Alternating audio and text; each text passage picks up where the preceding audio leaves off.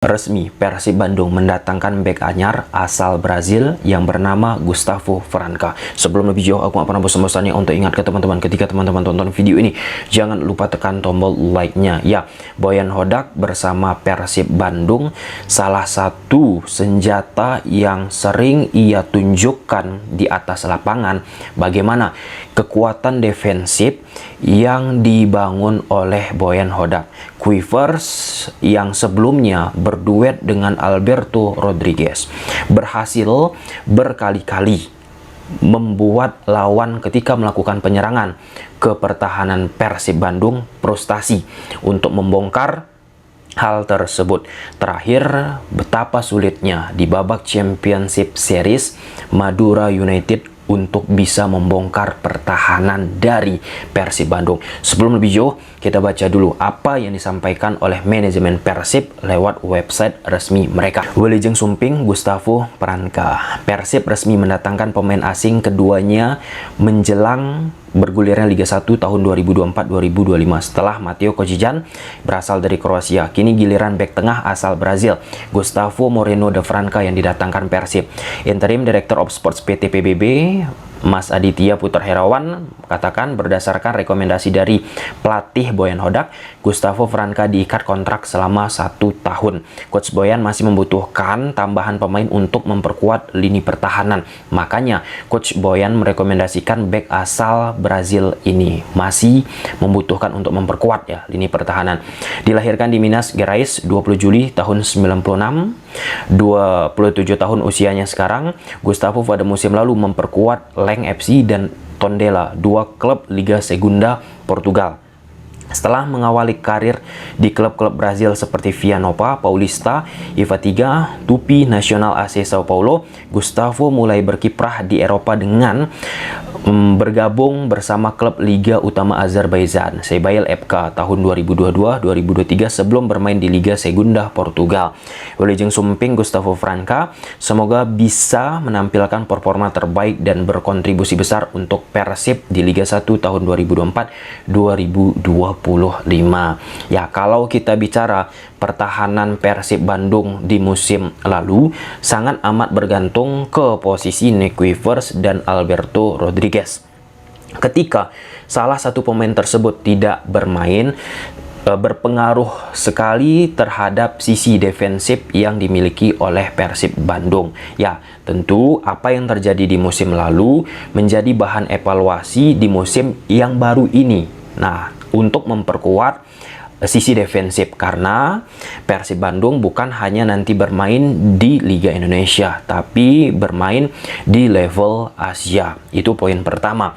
Kemudian poin kedua, simak dulu video ini sampai habis, penting sekali terkait permainan Persib Bandung dari lini belakang. Nick Quivers menjadi sosok sentral Persib Bandung bersama Boyan Hodak saat melakukan build-up serangan. Cenderung semua bola dari bawah semua ditujukan ke posisi Quivers ketimbang tandemnya Alberto Rodriguez. Ini momen pertama, bola digulirkan ke Quivers dan selanjutnya Quivers melakukan eksplorasi dan salah satu plan yang gemar dilakukan bermain lebih direct ke depan. Di sini diagonal pas dilakukan menuju Klok dan Edo yang memunculkan overload di daerah tersebut. Ini momen kedua, berasal dari Quivers lagi dan Quivers pun kembali memainkan permainan direct. Ini momen ketiga, Quivers memiliki kemampuan drive bola, membantu lini tengah Persib dalam mensirkulasikan bola ke depan. Di sini tujuannya langsung menuju David da Silva setelah mendapatkan ruang akibat Levi Madinda ikat Javlon. Ini momen keempat, Quivers lakukan direct lagi langsung ke lini depan. Sekarang David da Silva ikat Javlon dan Levi Madinda expose ruang yang ditinggalkan Javlon. Ini momen kelima, Quivers tetap konsisten melakukan permainan direct langsung ke lini depan. Dengan filosofi direct langsung ala Boyan Hodak, kemampuan Quivers sangat membantu Boyan Hodak untuk mengaplikasikan taktiknya di atas lapangan bersama Persib.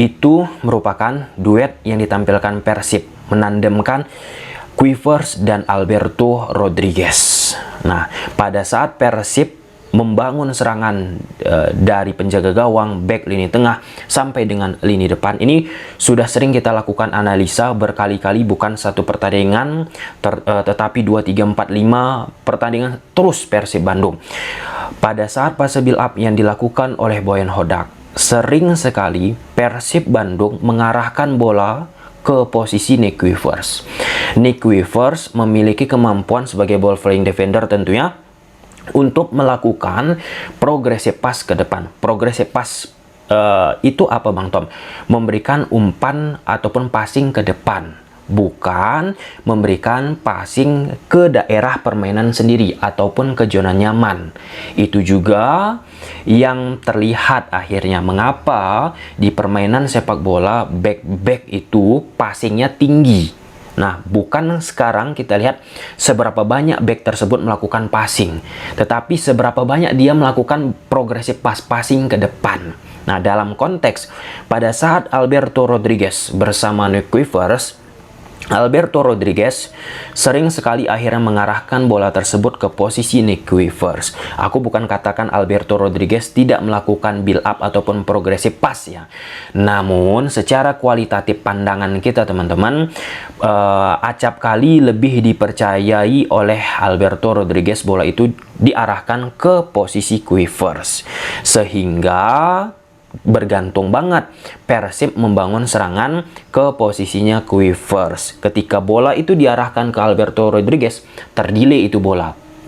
Terdelay itu permainan Persib Bandung dan membuat pertahanan tanpa bola yang dibentuk oleh lawan secara struktural, shape-nya teman-teman seimbang. Nah, di situ bakalan sulit untuk bisa membongkar. Ya, ada beberapa kali yang perlu juga kita apresiasi dari kemampuan Alberto Rodriguez, yaitu long pass-nya yang sempat juga berujung menjadi sebuah gol ataupun passing progresif di musim lalu teman-teman, berujung sebuah peluang juga. Namun secara overall kita patut mengakui Alberto Rodriguez secara nyawa defensifnya oke. Tetapi hal yang harus tentu ditingkatkan terhadap permainan Persib Bandung, bagaimana jangan hanya bergantung ke posisi Nick Kuipers. Nah, itu poin kedua teman-teman. Nah, poin ketiga ya, kalau kita lihat pemain-pemain ataupun alumni yang berasal dari Liga Portugal, kita bukan hanya membahas pemain yang berasal dari Portugal ya, alumni ataupun pemain-pemain yang pernah bermain di Liga Portugal kemudian datang ke Liga Indonesia, memiliki tren yang oke lah ya. Soso kita sebut saja Paulo Sergio bersama Bayangkara FC teman-teman. Ya, ini sensasional, salah satu pemain terbaik yang berasal dari Portugal dan ya menjadi pemain terbaik Liga 1 Indonesia. Kemudian ada Elia Martins, kemudian ada Jose Coelho, lalu ada Carlos Portes. Carlos Portes ini pun awalnya di Arema FC dari Liga Portugal ya, sempat dikecam juga, sempat dikritik, ini bakalan tidak oke bla bla bla. Kebetulan aku sempat melakukan analisa terhadap Carlos Portes juga, dan ternyata Carlos Portes ketika datang dari Liga Portugal yang disebut-sebut Portes sedikit gol di sana, tidak oke bla bla bla bla, grade B mediocre, di Liga Indonesia ia bisa menunjukkan sesuatu yang sangat istimewa. Dan ya, sekarang Carlos Portes melanglang buana kan, ibaratnya Liga Indonesia ini sebagai batu loncatan ya. Ketika dia keluar dari Liga Indonesia, ia kesulitan ini untuk bisa menciptakan permainan yang seperti sebelum-sebelumnya ia tampilkan di Uni Emirat Arab. Liganya teman-teman, dia pun tidak begitu oke. Lalu ada Sergio Silva dari Liga Portugal main ke Liga Indonesia dan secara solid game ya defensifnya bersama Arema eranya coach Eduardo Almeida itu sangat amat mempesona, salah satu pemain yang oke. Kemudian ada Juran Fernandes dari Liga Portugal datang ke Liga Indonesia bersama PSM Makassar asuhan coach Bernardo Tavares. Nah, Juran Fernandes pun banyak menjadi bahan rebutan dan akhirnya ia setia bersama PSM. Kenapa? Karena Juran Fernandes menghasilkan permainan yang prima. Kemudian ada Angelo Meneses. Nah, ini pemain dari Rans pun kan menghasilkan menara kembar sebelum mengalami konstelasi yang sangat amat pelik ya, dari yang oke terjun bebas dan terdegradasi. Nah, salah satu kekuatan defensif yang dimiliki oleh Rans FC di putaran pertama bersama coach Carlos Eduardo Almeida yaitu sosok Angelo Meneses. Ia langsung bisa beradaptasi dengan permainan Rans. Kemudian Kiko, tandem dari Angelo Meneses, ia pun menjadi twin tower bersama Angelo tentunya. Lalu ada Ze Valente. Nah, ini juga mendapatkan kepercayaan beberapa tahun terakhir di Liga Indonesia. Ada Adilson Silva. Adilson Silva bermain dari Liga Portugal ke Liga Indonesia. Awalnya sempat meragukan, ia sulit beradaptasi. Akhirnya diberi kesempatan kepercayaan terus-menerus oleh Coach Eduardo Almeida. Di penghujungnya bersama PSM, ia memberikan permainan yang sangat amat luar biasa ya. Seperti yang sudah kita bahas soal adaptasi teman-teman, ya soal adaptasi ini seberapa sabar kita menantinya. Nah, termasuk sebelumnya kita sudah pernah bahas Alberto Rodriguez, dia sabar banget tuh untuk menanti dan menemukan ritme permainannya. Nah, itu beberapa pemain ya teman-teman dari sekian banyaknya pemain dari Liga Portugal yang melanglang buana ke Liga Indonesia. Lalu ada pelatih-pelatih, misalnya kita sebut saja Coach Eduardo Almeida bersama Arema FC, ia berhasil mengantarkan kampiun Piala Presiden. Lalu Bernardo Tavares dari Liga Portugal ataupun pelatih yang berasal dari Portugal menghasilkan permainan yang oke, meskipun Bernardo Tavares di ujung-ujungnya sebelum bergabung PSM melanglang buana ya di Liga India dan lain sebagainya. Namun secara basically ia dari Portugal dan bisa langsung tune in dengan permainan sepak bola Indonesia yang secara garis besar disampaikan oleh Bernardo Tavares kepada aku bersama PSM Makassar, bagaimana Coach Bernardo Tavares menularkan resep menyesuaikan taktikalnya sesuai dengan kapasitas pemain, gak memaksakan harus A, B, C, D, tetapi ia sesuaikan dengan kemampuan pemain.